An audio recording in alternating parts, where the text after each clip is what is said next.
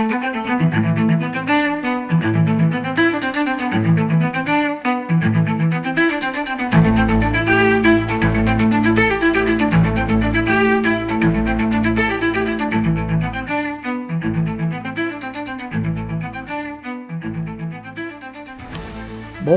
on vit l'histoire en direct. Je pense que vous avez les médias et tout. Moi, je vous relais ce que je vois passer. Et là, il semblerait que ce soit accepté par Poutine, la trêve, sous certaines conditions. Il précise qu'il va y avoir encore des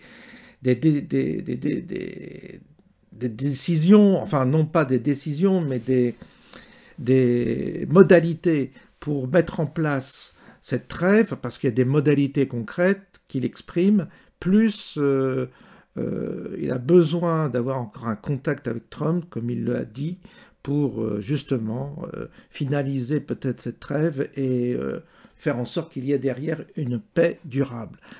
Alors c'est très intéressant, c'est très important. Pourquoi? Parce que vous avez l'Europe qui est coincée entre Poutine et Trump. Elle est en embuscade, elle essaie de faire son possible pour casser cet accord, pour rompre cet accord, pour provoquer la Russie afin d'éviter justement cette paix. On voit bien qu'il y a les va-t-en-guerre qui sont absolument pas d'accord avec cette trêve et cette paix.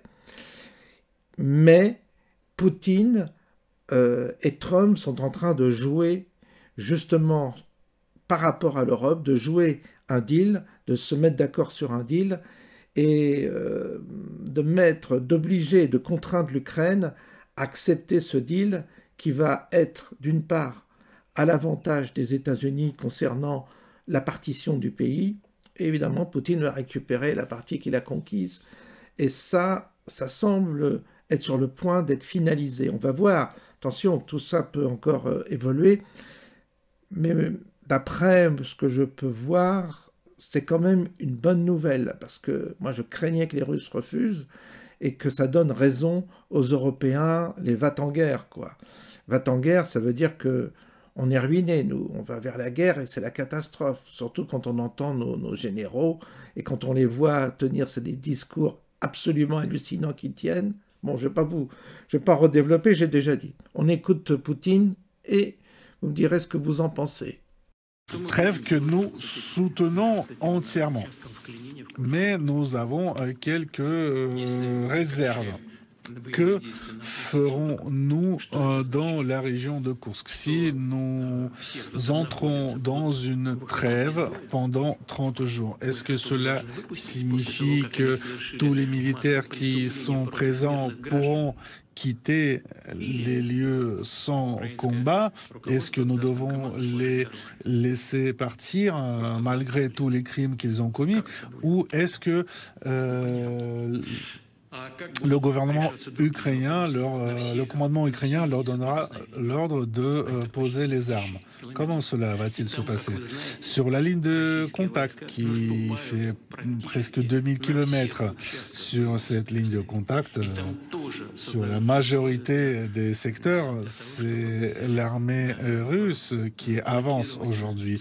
Et il y a plusieurs endroits où il serait possible pour nous de bloquer certaines unités ukrainiennes et assez importantes.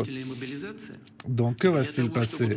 Est-ce que l'Ukraine continuera pendant ces 30 jours la mobilisation forcée de sa population pour emmener des forces vives sur la ligne de contact et des armes pour entraîner des nouveaux soldats? Comment ou non? Ou est-ce qu'elle ne va pas faire ça? S'il s'engage à ne pas le faire, comment cela sera contrôlé? De quelle manière?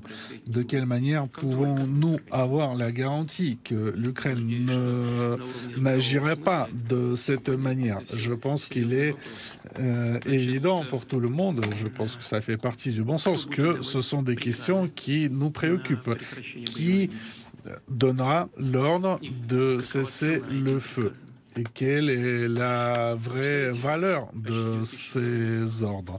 Vous voyez sur la carte presque 2000 km. Comment pourrez-vous déterminer qui exactement est le responsable d'un cas de non-respect de cessez-le-feu? Qui accusera qui essaiera de faire porter le chapeau à d'autres de ces actions s'il n'a pas respecté le cessez-le-feu? Ce sont des questions très complexes qui nécessitent un travail très méticuleux des deux parties. Nous sommes d'accord avec la proposition d'arrêter les combats, mais nous partons du principe qu'un arrêt des combats doit être conductif à une paix durable et doit également supprimer les choses qui ont été initialement à l'origine de notre conflit. Ensuite, sur la question, est-ce que Kiev est prête à arrêter les combats? La rencontre entre les États-Unis et l'Ukraine en Arabie Saoudite ressemble, du point de vue de certains, à une décision prise par l'Ukraine sous la pression des Américains. En réalité, je pense que c'est l'Ukraine qui devrait prier les Américains d'être intermédiaire en tenant compte de la situation telle qu'elle se développe. Et comment se développe la situation sur le terrain? Beaucoup d'entre vous ont probablement pu remarquer que j'ai effectué une visite dans la région de Koursk. J'ai rencontré le commandant du groupe Sévère et son adjoint pour m'entretenir sur la situation militaire dans la région de Koursk, là où les troupes ukrainiennes étaient présentes.